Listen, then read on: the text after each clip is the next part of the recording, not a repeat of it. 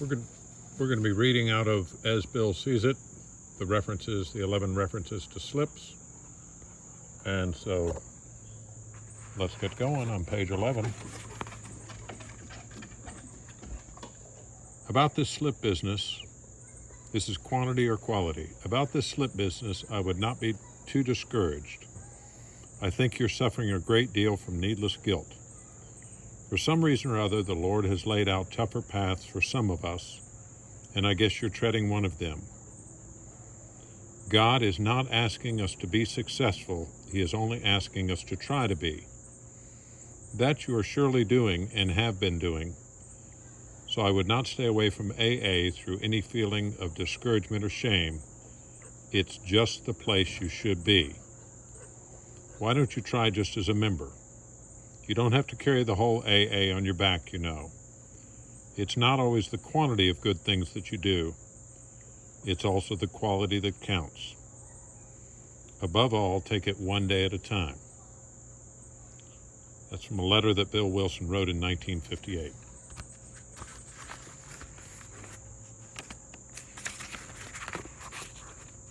Our next reference is on page 52, as Bill Sees It.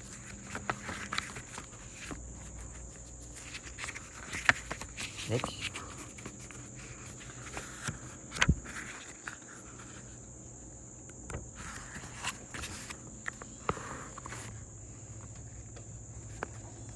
This is out of the book Alcoholics Anonymous, page 70.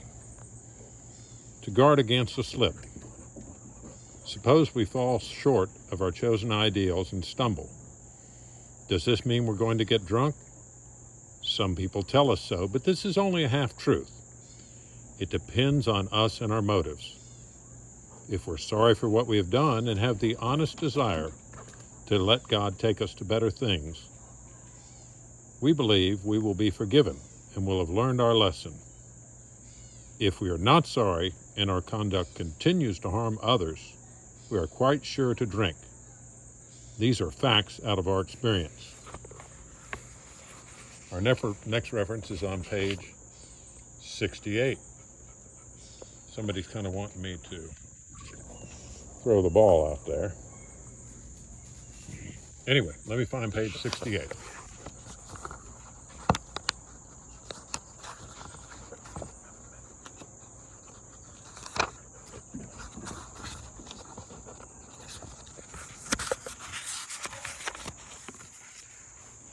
This is a letter that Bill Wilson wrote in 1958, page 68. Renew your effort.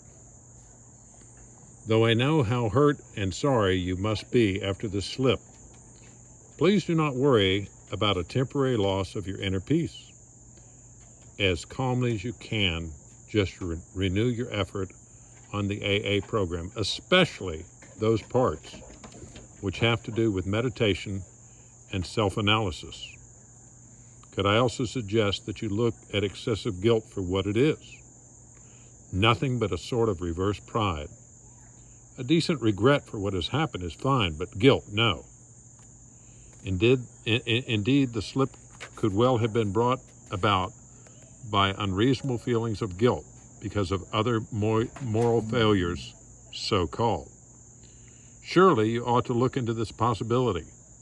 Even here, you should not blame yourself for failure. You can be penalized only for refusing to try for better things. Ooh, that's good. Okay, we go to 99.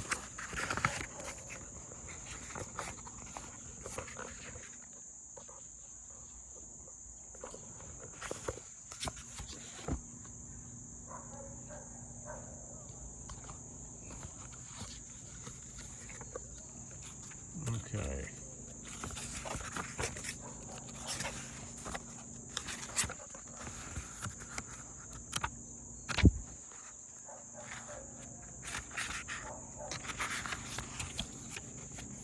Okay, this is a talk that Bill Wilson gave in 1960. On page 99, the slipper needs understanding. Slips can often be charged to rebellion. Some of us are more rebellious than others. Slips may be due to the illusion that one can be cured of alcoholism. Slips can also be charged to carelessness and complacency. Many of us fail to ride out these periods sober. Things go fine for 2 or 3 years. Then the member is seen no more. Some of us suffer extreme guilt because of vices or practices that we can't or won't let go of. Too little self-forgiveness and too little prayer. Well, this combination adds up to slips. Then some of us are far more alcohol damaged than others. Still others encounter a series of calamities and cannot seem to find the spiritual resources to meet them. There are those of us who are physically ill.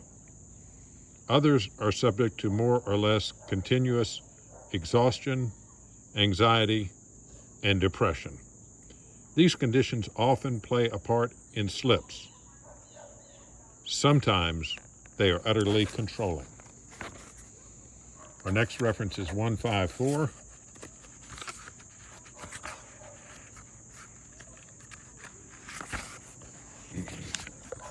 This one is entitled Relapses and the Group.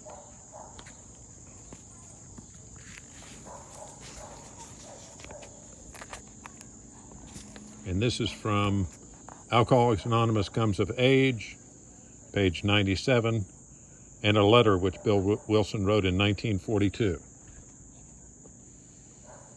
An early fear was that of slips or relapses. At first, nearly every alcoholic we approached began to slip, if indeed he sobered up at all. Others would stay dry 6 months, or maybe a year, and then take a skid. This was always a genuine catastrophe. We would look at each other and say, "Who next?" Today, those slips are a very serious difficulty. As a group, we take them in stride. Fear has evaporated. Alcohol always threatens the individual, but we know that it cannot destroy the common welfare. It does not seem to pay to argue with slippers about the proper method of getting dry. After all, why should people who are drinking tell people who are dry how it should be done? Just kid the boys along. Ask them if they are having fun. If they're too noisy or troublesome, amiably keep out of their way. Now we're to 184.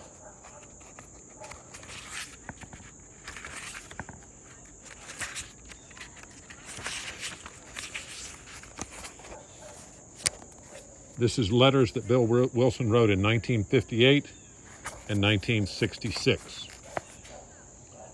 Meeting adversity. Our spiritual and emotional growth in AA does not depend so deeply upon success as it does upon our failures and setbacks. If you will bear this in mind, I think your slip will have the effect of kicking you upstairs instead of down.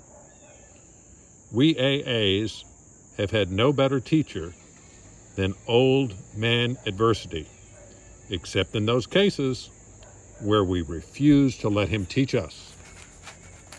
Now and then, all of us fall under heavy criticism. When we are angered or hurt, it's difficult not to retaliate in kind. Yet we can restrain ourselves and then probe ourselves, asking whether our critics were really right. If so, we can admit our defects to them. This usually clears the air for mutual understanding. Suppose our critics are being unfair. Then we can try calm persuasion. If they continue to rant, it is still possible for us, in our hearts, to forgive them. Maybe a sense of humor can be our saving grace. Thus, we can both forgive and forget. All righty, we're to 197.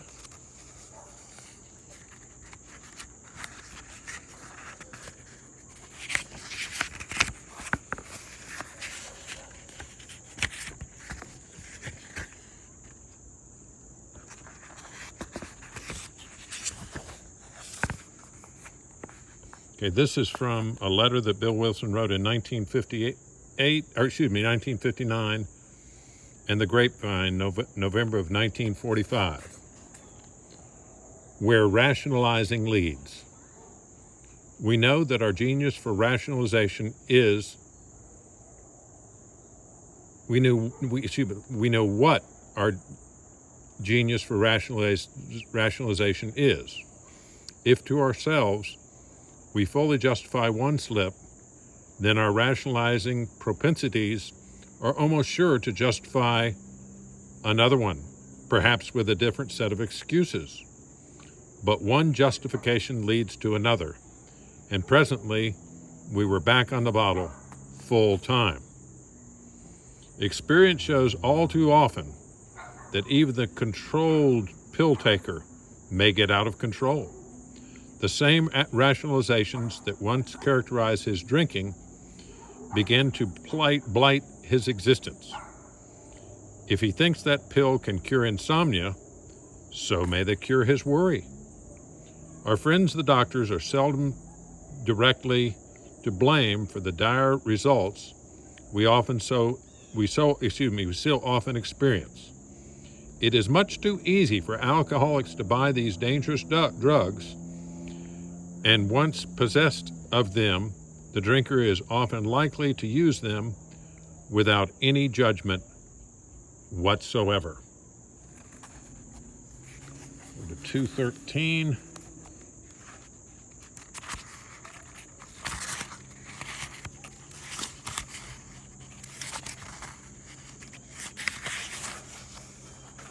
This is Alcoholics Anonymous, page 72 and 73. Complete the house cleaning. Time after time, newcomers have tried to keep themselves shoddy facts about their lives, trying to avoid the humbling experience of the fifth step. They have turned to easier methods. Almost invariably, they got drunk. Having persevered with the rest of the program, they wonder why they fell. We think the reason is that they never completed their house cleaning. They took inventory all right, but hung on to some of the worst items in stock. They only thought they had lost their egotism and fear. They only thought they had humbled themselves, but they had not learned enough of humility, fearlessness, and honesty in the sense we find it necessary until they told someone else their entire story. 214, this is out of Alcoholics Anonymous Comes of Age, page 53, and a letter which Bill Wilson wrote in 1958. In my teens, I had to be an athlete because I was not an athlete. I had to be a musician because I could not carry a tune. I had to be president of my class in boarding school. I had to be first in everything because in my perverse heart, I felt myself the least of God's creatures.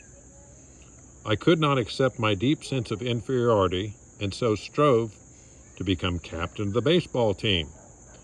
And I did learn to play the fiddle. Lead I must, or else. This was all or nothing. This was the all or nothing kind of demand that later did me in. I'm glad you're going to try a new job, but make sure that you're only going to try. If you approach the project with the attitude that I must succeed, I must not fail, I cannot fail, then you practically guarantee the flop, which in turn will guarantee a drinking relapse.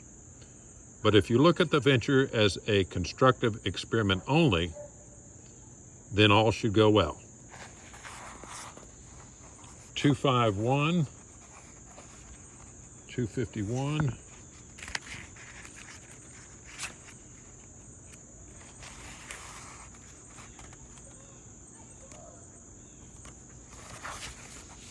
Okay, this is a letter that Bill Wilson wrote in 1949.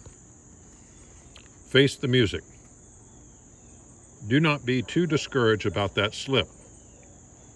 Practically always, we drunks learn the hard way. If your idea of moving on to somewhere else may be good, or it may not, perhaps you have got into an emotional or economic jam that can't be well handled where you are. But maybe you are doing just what all of us have done at one time or another. Maybe you're running away.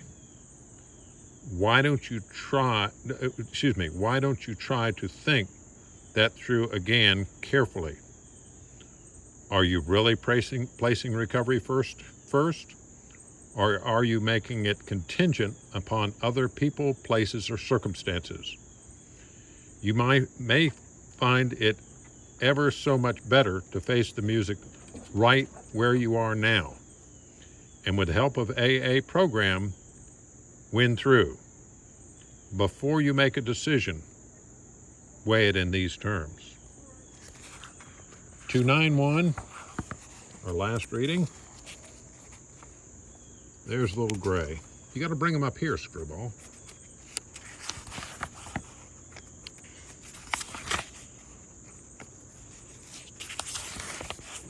Okay, this is a letter that Bill Wilson wrote in 1959, and the AA 12 and 12 on page 75. Painkiller or pain healer. I believe that when we were active alcoholics, we drank mostly to kill pain of one kind or another, physical or emotional or psychic.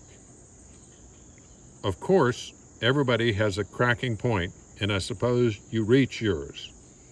Hence the resort once more to the bottle. If I were you, I wouldn't heap devastating blame on myself for this. On the other hand, the experience should redouble your conviction that alcohol has no permanent value as a pain killer. In every AA story, pain has been the price of admission into a new life. But this admission price purchased more than we expected. It led us to a measure of humility, which we soon discovered to be a healer of pain. We began to fear pain less and desire humility more than ever. I hope these readings are helpful. I always need to remind myself that what's in the literature here is true, not what is in my compulsive overeating brain.